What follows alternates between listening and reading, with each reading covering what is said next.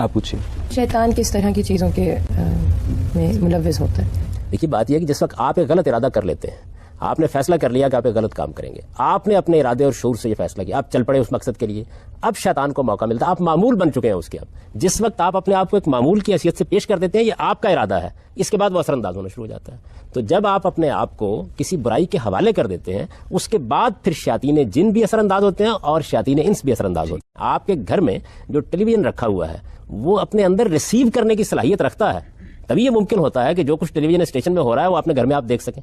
اس کے بغیر ممکن نہیں ہوتا. تو انسان بھی جس وقت کسی سگنل کو ریسیو کرنے کے اپنے آپ کو قابل بنا لیتا ہے اور وہ اپنے ارادے اور اختیار سے بناتا ہے، پھر انسانوں کا سگنل بھی اس تک پہنچتا ہے اور جنات کا بھی اس تک پہنچتا ہے اور فرشتوں کا بھی پہنچتا ہے. اچھا، سوال میرا یہ ہے کہ آپ نے کہا کہ انسان کی اپنی فری ول تو ہوتی ہے لیکن وہ بہکاوے میں آ جاتا ہے اور غلط کام کرتا ہے. سب سے پہلی بات تو یہ کہ آپ نے کہا، اس کے بعد یہ بھی کہا کہ انسان پہلے ایک فلسفے میں یقین رکھتا ہے اور اس کی بنیاد کے اوپر وہ حرکات کرتا ہے. تو سب سے پہلی بات تو یہ ہے کہ غلط اور صحیح میں فرق کیا ہے، یہ کس طرح ڈیفائن کرتے ہیں. دوسری بات یہ ہے کہ اگر کوئی انسان فرض کریں کہ ایک مزدور ہے جو سارا دن کام کرتا ہے اور ساری زندگی محنت کرتا ہے، لیکن اب اس کے گھر میں آٹا نہیں ہے، اس کے پاس اس کے بچے جو ہیں 6 دن سے بھوکے بیٹھے ہوئے ہیں، اور جب ان کی وہ حالات دیکھ کے وہ کسی آٹے کی فیکٹری میں ڈاکہ ڈالتا ہے تو کیا اس کے اوپر شیطان نے ایکٹ کیا ہے؟ اسی طرح صحیح اور غلط میں فرق کہاں سے بیان ہوتا ہے، اس کے لیے آپ کو ایک ڈومیننٹ آئیڈیالوجی چاہیے ہوتی ہے.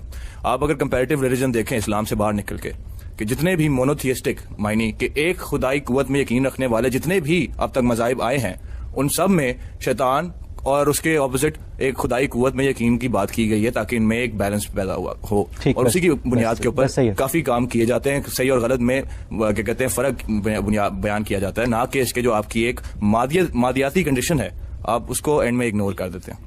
ویسے بہت سارے سوالات جمع ہو گئے. پہلے تو اچھائی اور برائی. جی، سب سے پہلی بات تو یہ ہے کہ اچھائی اور برائی کا شعور انسان خود لے کے آیا ہے. یعنی جس طریقے سے انسان کو دیکھنے کے لیے آنکھیں دی گئی ہیں اور سننے کے لیے کان دیے گئے ہیں، اسی طرح انسان کو ایک حادثہ اخلاقی دیا گیا ہے. میں جیسے ہی شعور کی عمر کو پہنچتا ہوں تو جس طرح میں اپنی جنسی جبلت کو دریافت کر لیتا ہوں، بالکل اسی طریقے سے میں خیر اور شر کا شعور بھی اپنے اندر پاتا ہوں. اچھا کیا ہے، برا کیا ہے، یہ میرے ضمیر کے اندر ودیت ہے. انسان نام ہی اس چیز کا ہے کہ جانوروں کے بالکل برخلاف وہ خیر و شر کا، اچھائی اور برائی کا شعور رکھتا ہے. لیکن اچھائی اور برائی کا یہ شعور مجمل ہے، یعنی اس کی کچھ بنیادیں واضح کر دی گئی ہیں. مثال کے طور پر قرآن نے ہماری رہنمائی کی کہ ہم چند بنیادی حقائق کو جانتے ہوتے ہیں، ان کے بارے میں ہمیں کبھی کسی اختلاف سے دوچار نہیں ہونا پڑتا. وہ عالمگیر سچائیاں ہیں، عدل ہے، احسان ہے، رشتہ داری کے حقوق کا تحفظ ہے، کسی کے جان مال آبرو کے خلاف اقدام نہ کرنے کا داعیہ ہے. یہ چیزیں وہ ہیں کہ جو مسلمہ ہیں پوری انسانیت میں. اب اس کے بعد کیا ہوتا ہے، ان کی اپلیکیشن کرنا ہوتی ہے ہمیں. جب ہم ان کی اپلیکیشن یا ان کے اطلاق کی طرف جاتے ہیں تو یہاں ہم غلطیاں کرتے ہیں. ان غلطیوں سے بچانے کے لیے اللہ تعالیٰ نے پیغمبروں کا ایک سلسلہ جاری کیا اور ان کے ذریعے سے ہدایت دی، جس طرح کہ آپ نے بھی اس کا حوالہ دیا. ظاہر ہے کہ یہ وہ مرحلہ ہے جس مرحلے کے اوپر خیر بھی بالکل متعین ہو جاتا ہے، شر بھی بالکل متعین ہو جاتا ہے کہ کیا ہے. باقی